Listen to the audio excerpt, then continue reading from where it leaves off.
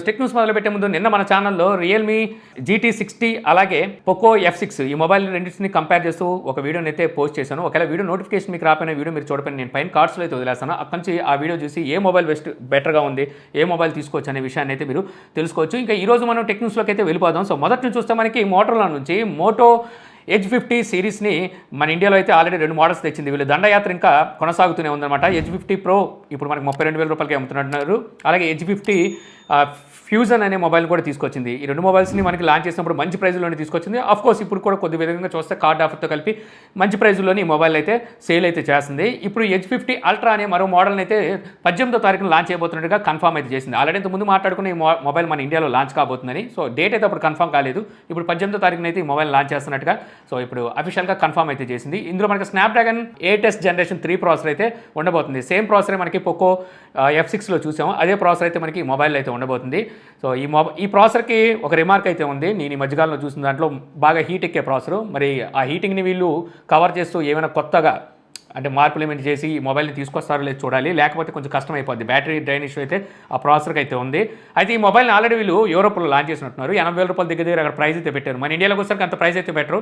నేను అనుకోవడం అయితే ఒక అండర్ 35,000లో అలాగే తీసుకొస్తారని చెప్పి నేనైతే అనుకుంటున్నాను. చూద్దాం, మరి 18వ తారీఖు వరకు వెయిట్ చేయాల్సిందే.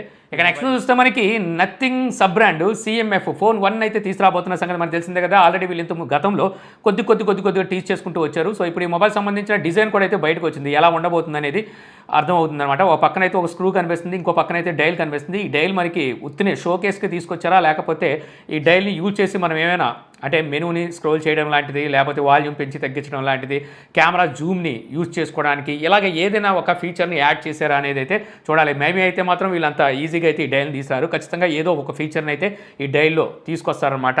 మేబీ యాపిల్ యాక్షన్ బటన్ ఏదో తెచ్చిందిగా, అటువంటి ఫీచర్ని ఏమైనా వీళ్ళు ఈ డైల్కి అయితే యాడ్ చేస్తారేమో అని చెప్పి నేనైతే అనుకుంటున్నాను. అయితే ఇప్పుడు ఈ మొబైల్కి సంబంధించిన ప్రైస్ కూడా బయటకు వచ్చిందనమాట. అంటే బాక్స్ మీద ఉండే MRP ప్రైస్ అయితే మనకి 19,999 రూపాయలు ఉన్నట్టుగా మనకి లీక్స్ అయితే బయటకు వచ్చినాయి. ఈ మొబైల్ బాక్స్ మీద MRP ప్రైస్ అది ఉందంటే ఇంచుమించు 17,000 నుంచి 18,000 రూపాయలు ఆ ప్రైస్లో మనకి ఈ మొబైల్ని సేల్ చేసే అవకాశం అయితే ఉంది. ఏదో ఒక ఆఫర్ పెడతారు కదా, సో అలా చూసుకున్న మనకి 17,000-18,000 రూపాయలు అయితే మొబైల్ సేల్ చేస్తారు. ఇంత గతంలో మనకి ఈ mobile nothing phone 2A mobile ఉంది కదా, ఆ మొబైల్ని రీబ్రాండ్ చేసి తీసుకొస్తున్నారు అనుకున్నాం. ఆ మొబైల్ మనకి MediaTek Dimensity 7200 ప్రాసెసర్ వాడారు. బట్ ఈ మొబైల్లో మనకి MediaTek Dimensity 7300 ప్రాసెసర్ వాడబోతున్నారంట. అంటే నథింగ్ ఫోన్ 2Aతో కంపేర్ చేస్తే ఇంకా బెటర్ ప్రాసెసరే మనకి ఇందులో అంటే అప్గ్రేడెడ్ ప్రాసెసరే ఈ మొబైల్ అయితే ఉండబోతుంది. ప్రైస్ పరంగా చూస్తే దానికన్నా తక్కువ ఉంటుంది. అంటే నథింగ్ ఫోన్ 2A ప్రైస్ ఇప్పుడు చూస్తే 24,000 రూపాయలు ఉంది. సో దానికన్నా తక్కువ ప్రైస్లోనే ఈ మొబైల్ అయితే తీసుకురాబోతున్నారు. ఇది కాకుండా వీళ్ళు ఇంకో మొబైల్ కూడా తీసుకురావచ్చు అంటున్నారు. అంటే ఇప్పుడు తీసుకురావచ్చు, మేబీ ఈ ఇయర్లో ఎప్పుడైనా తీసుకురావచ్చు.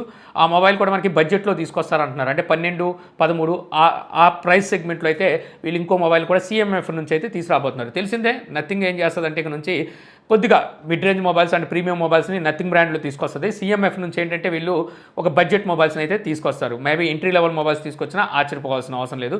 చూద్దాం మరి వీళ్ళు ప్లాన్ ఎలా ఉందో. మనకు తెలిసిందే కదా నథింగ్ ఫోన్ 3ని ఈ ఇయర్ అయితే వీళ్ళు లాంచ్ చేయట్లేదు. ఆల్రెడీ కార్ల్ P అయితే చెప్పేశాడు.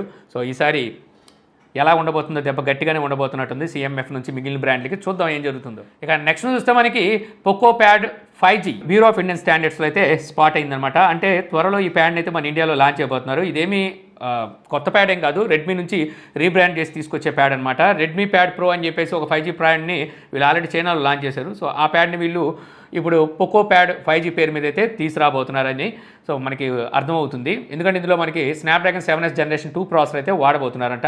మేబీ ఈ ప్యాడ్ ప్రైస్ మనకి అండర్ 20,000 ఉండొచ్చు, చెప్పలేము. అంటే 5G ప్యాడ్ కాబట్టి ఇంకొంచెం ఎక్కువకే వెళ్ళొచ్చు, 22-23,000 కూడా తీసుకురావచ్చు. ఏదేమైనప్పటికీ ఈ ప్యాడ్ని అయితే పోకో ఫస్ట్ టైం మన ఇండియాలోకి అయితే తీసుకురాబోతుంది. పోకో నుంచి రాబోయే మొట్టమొదటి ప్యాడ్ అవుతుంది అనమాట ఇది. రెడ్మీ అయితే ఆల్రెడీ ప్యాడ్ని ఇంతకుముందు మన ఇండియాలో లాంచ్ చేసింది అనుకోండి. సో రెడ్మీ నుంచి కూడా మనకి రెడ్మీ ప్యాడ్ 5Gని కూడా మన ఇండియాలోకి అయితే తీసుకొస్తారు. దానికి మనకి కొంచెం టైం పట్టవచ్చు. ఇది కాకుండా మనకి పోకో ప్యాడ్ వైఫై కూడా ఒకటైతే రాబోతుందంట. సో ఇది వచ్చేసరికి వీళ్ళు రెడ్మీ ప్యాడ్ ప్రో 4G అని చెప్పి ఇంకో ప్యాడ్ లాంచ్ చేశారు. ఆ ప్యాడ్ని రీబ్రాండ్ చేసి వైఫై వేరియంట్ కింద అయితే తీసుకొస్తారని చెప్పి మనకి న్యూస్ ద్వారా తెలుస్తుంది.